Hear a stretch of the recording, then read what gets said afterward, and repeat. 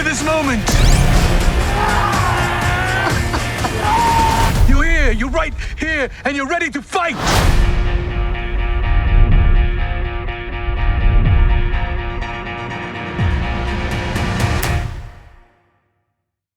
Hello, and welcome to Mix Magazine's Emmy Awards season video series. I'm Tom Kenny with Mix, and we're here today with the Andor sound team. David Accord, re-recording mixer, supervising sound editor. Danny Hambrock on production sound, and Geoff Foster, the music mix. Thank you, gentlemen, for joining us on what is your nighttime in England. We much appreciate it.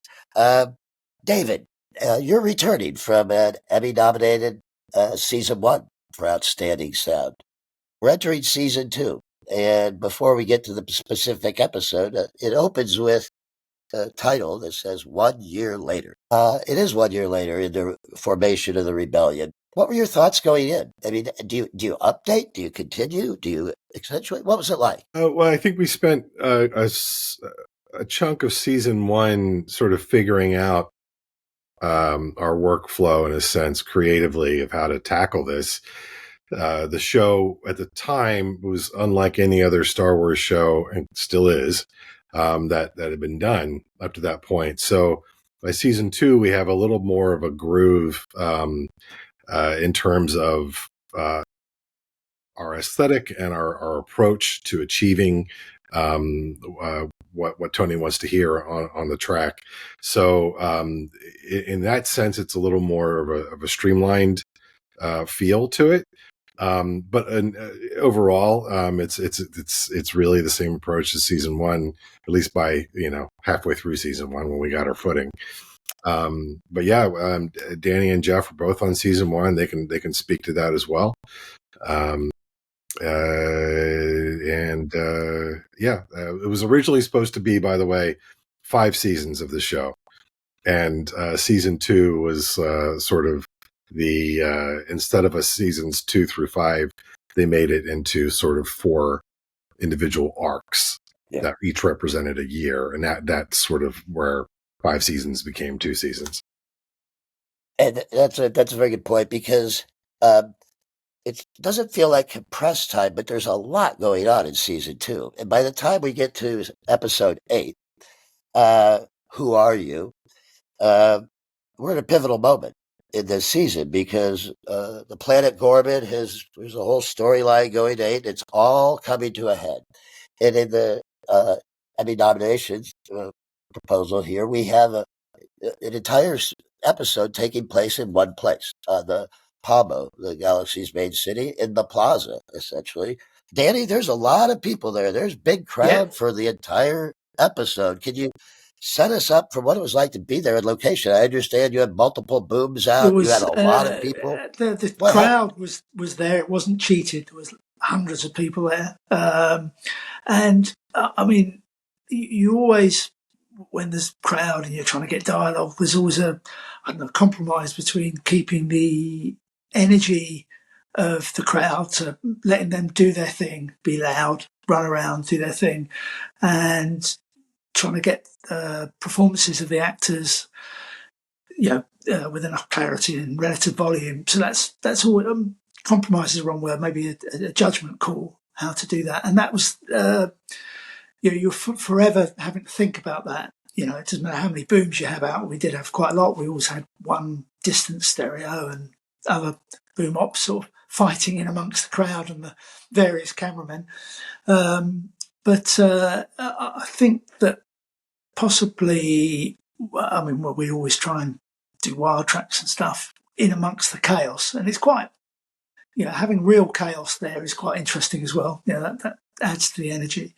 But maybe the thing that illustrates that most is the section which I don't think is in either clip, where the crowd sing, and we wanted the actual crowd there to sing while the actors were singing. That was quite important for Tony and the director, and therefore we had to devise a way of making that possible. And we got 20 good singers who were going to be placed within the crowd to record several versions. We chose 3, I think it was, and then we edited them together, and we used that as playback with lots of little speakers around in amongst the crowd, and then the actors had earpieces, and in that way we let Lazan, the character, start the song, and then we fed the speakers in, and the crowd joined in.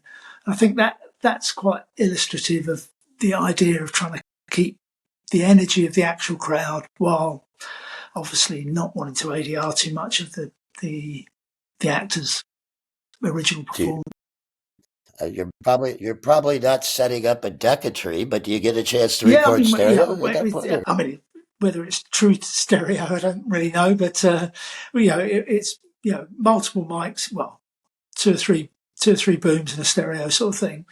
But and then obviously every main actor has a lav mic on, and hopefully there was enough there to push them through every time we have a close up of them. I mean, David probably know when that was the case and when not, but I think that's the main thing, because all the time in episode 8 there's crowds. I mean, when you go inside, then there's not. But every time you're outside, they're either chanting or singing or running around screaming, being shot at. So there's always that to consider, I think. Let's take a look at the first clip then, because it's the setup to the right. It's right at the sort of beginning, early in the episode. So this travels up time. So let's run this quick.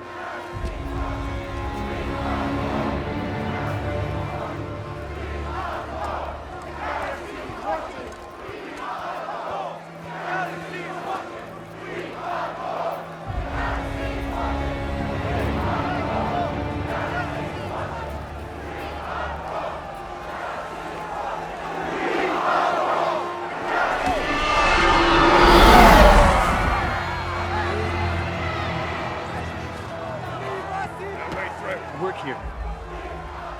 Hey! Over here! He knows, even though Imperial officials tried to desperately negotiate a peaceful demonstration, local insurgents spread rumors through the night and have organized this highly volatile insurrection you see behind me now. So we need to go.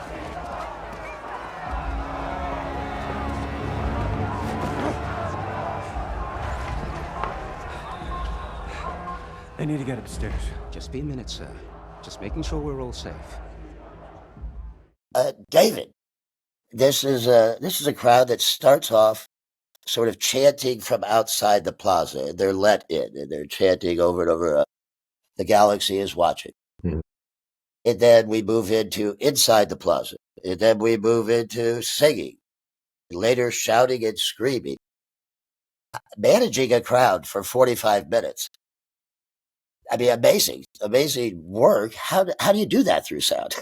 what are the techniques to not make it a roar or sound the same? It was a big deal for it was a very important thing to Tony and to John Gilroy, that we achieve a sense of space or change of location, with Wilmon is here and Cassian is here, and every time we move around, and then they're traveling to a different spot, and he's going up the stairs now. And what does it sound like up the stairs at the top of this little terrace here?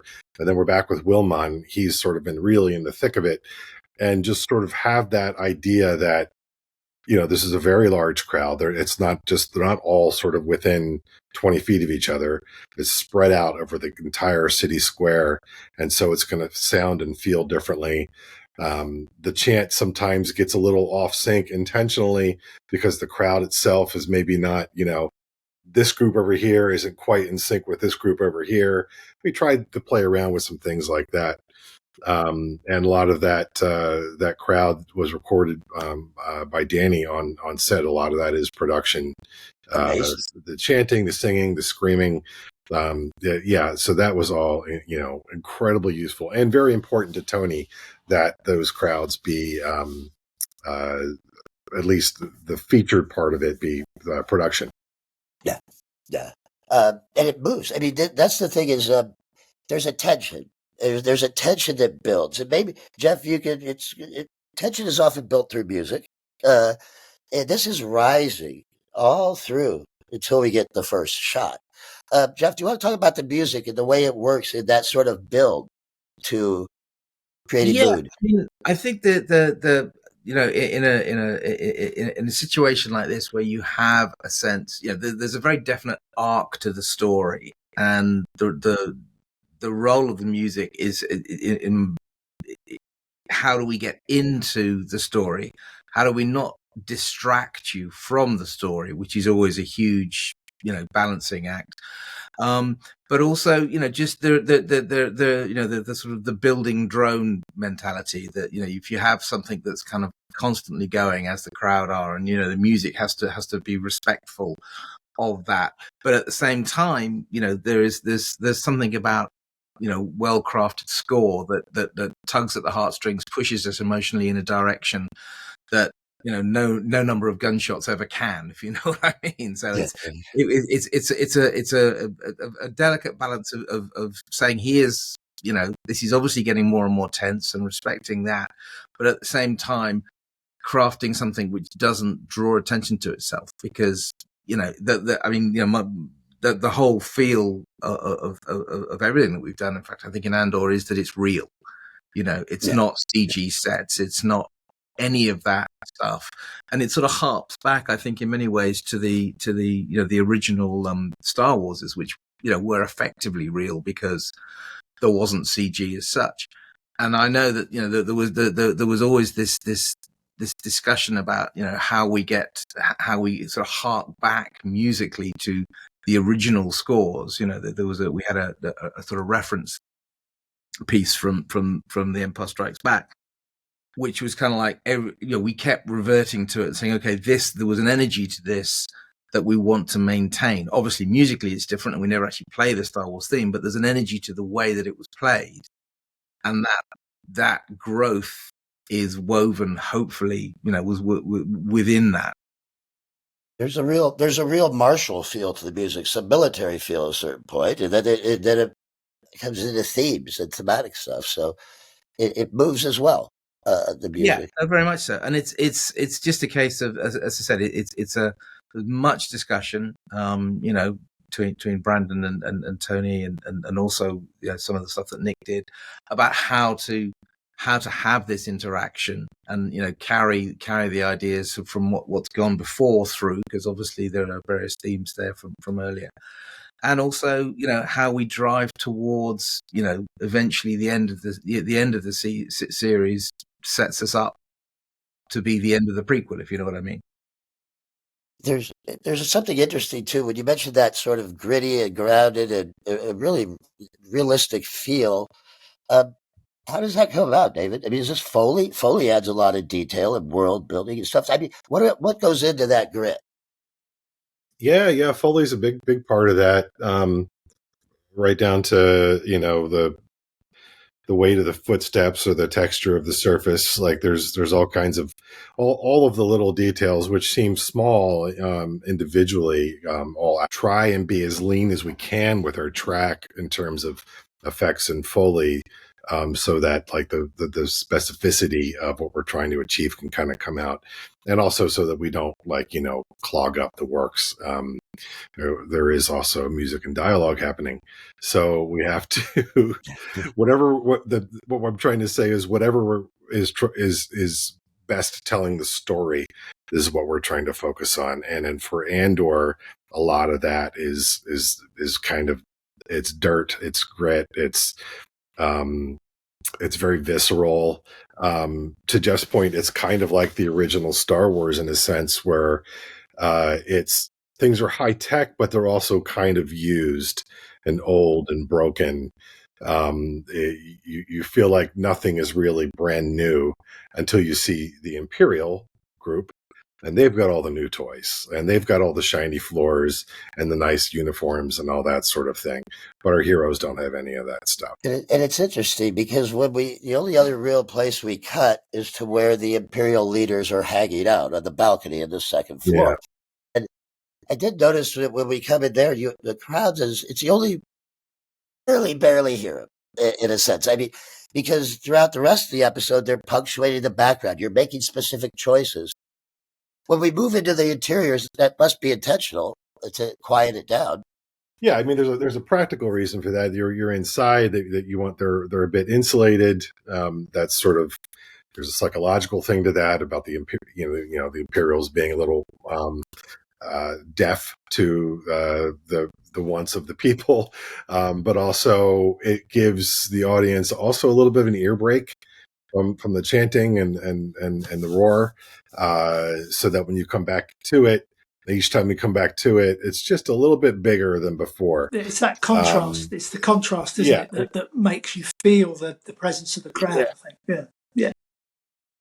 yeah, and then when it's gone, you really notice it when it comes back. It's just that having those moments, and the whole, as you pointed out earlier, the whole episode is a big crescendo in terms of tone and tension, the music, the crowd, where it's a simple chant, which becomes sort of a roaring chant, and then there's the big song, and then it's sort of like, chaos. It just kind of builds and builds to the sort of the Cyril, I guess, realization moment Yeah. that he's having there, right before his fight with Cassian, the sort of who are you moment, which is the name of the episode, who are you? That question is really, I think, directed at Cyril. Is internally, he doesn't really know who he is in that moment either. I think that's part of what's happening there. I'd like to take a look at the second clip then, because this is where we really bring the macro down to the micro, in a sense. So if we can take a quick look at Cyril's moment.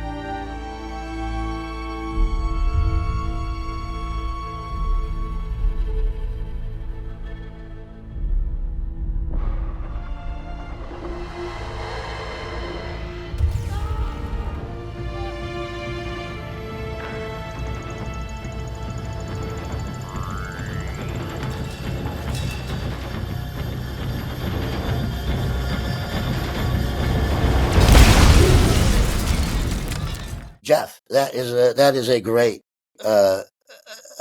moment inside his head, his POV, and you're working with effects. David's bringing in some explosions or horns or alarms or shouts from the outside. But could you talk to me about that music when we go into his head?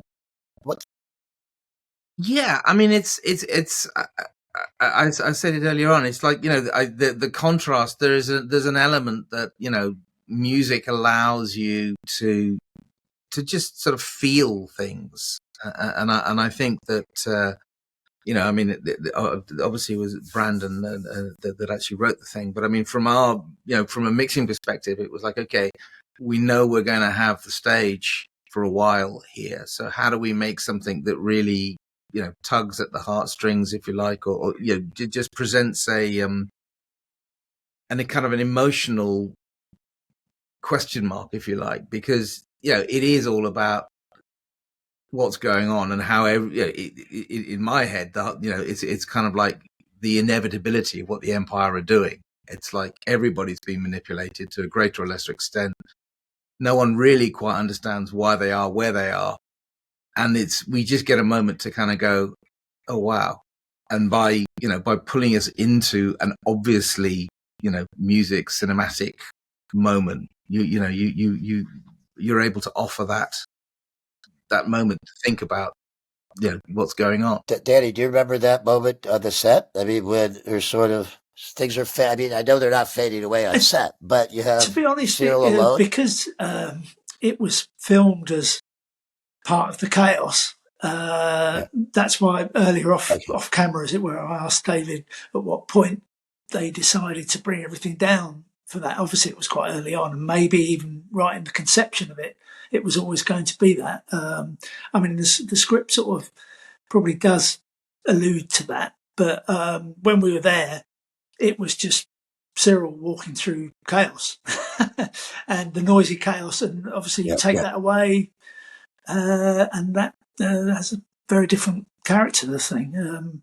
because as David was saying, the dirtiness and the grittiness often comes from adding little bits of sync sound in there, take it all away, and suddenly it's all inside Cyril's head.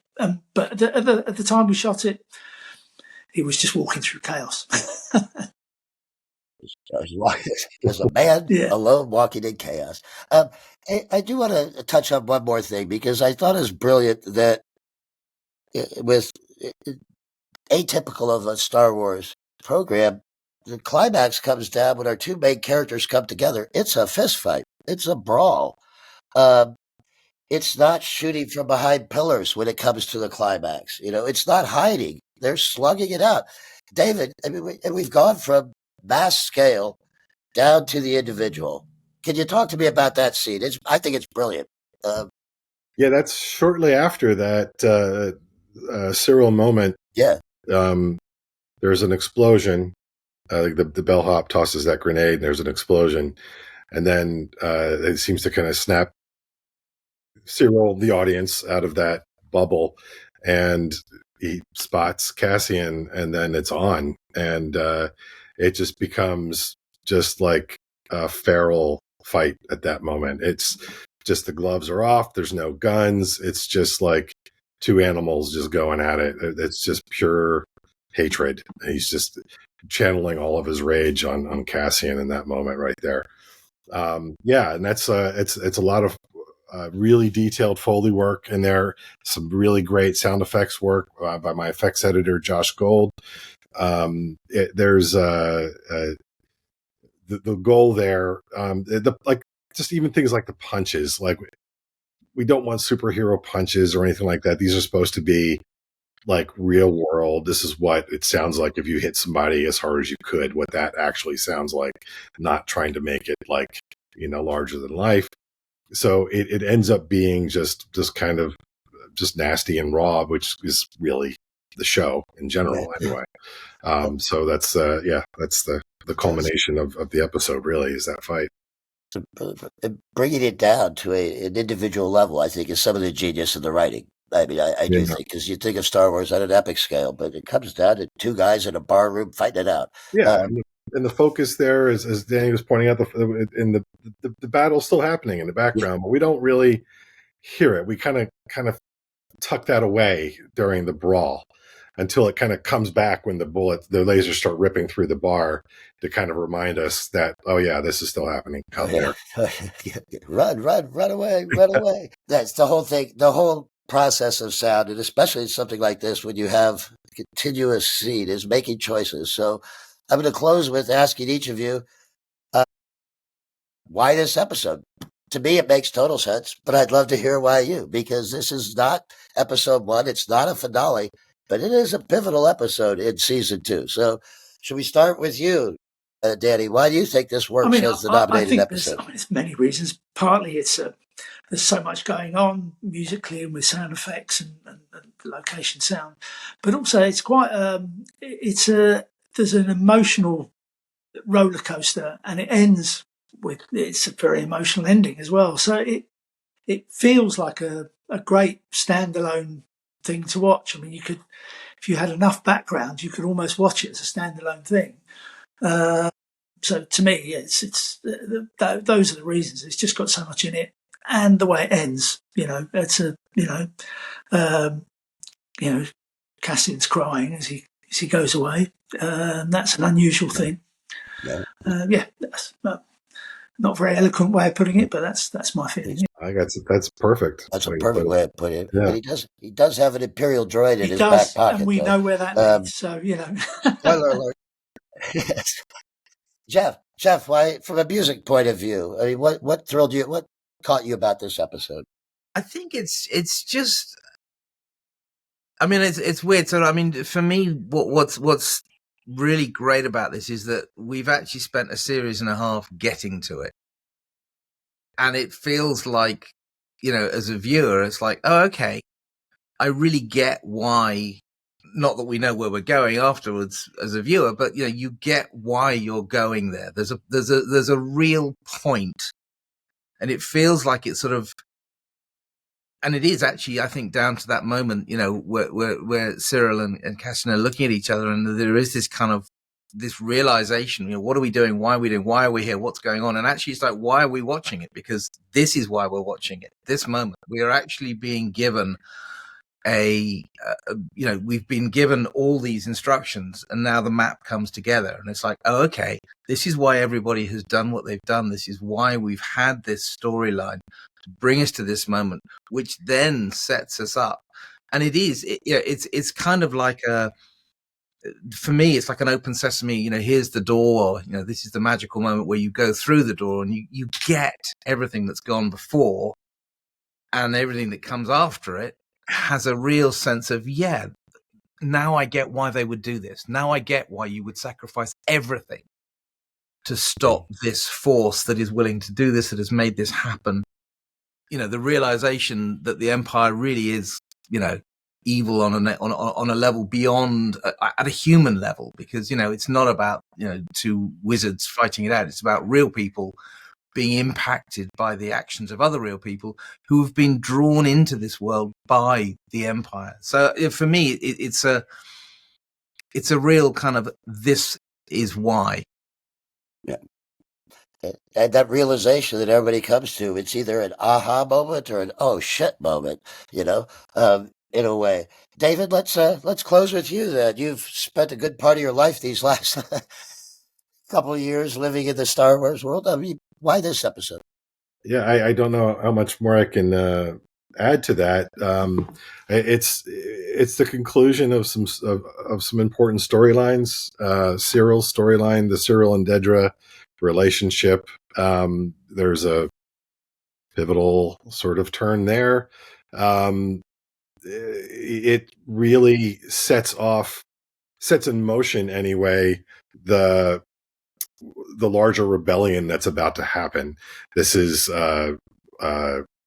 what happens on Gorman. This massacre really is this sort of the kickstarts the rebellion for the larger galaxy. That this is what people recognize what's happening. It kind of concludes that in then episode 9 when Mon Mothma sort of flat out says that to the Senate. But and for Star Wars fans, you get a little glimpse, your first glimpse at K2SO, who's always a fan favorite. So you get a little sort of a taste of Rogue One's the germ of that there as well. Yeah, it's a job well done. I mean, it is. It feels like a feature film. Danny, when you said that, it's almost like if you do have a little pre-story, a little backstory, you got a feature film in one episode. Just brilliant work. And I wish you all best of luck in this Emmy season. Thank you for calling in late from England. Now go to bed, gentlemen. Thank you. And thank you for watching. Bye now. Thank you for watching. Bye.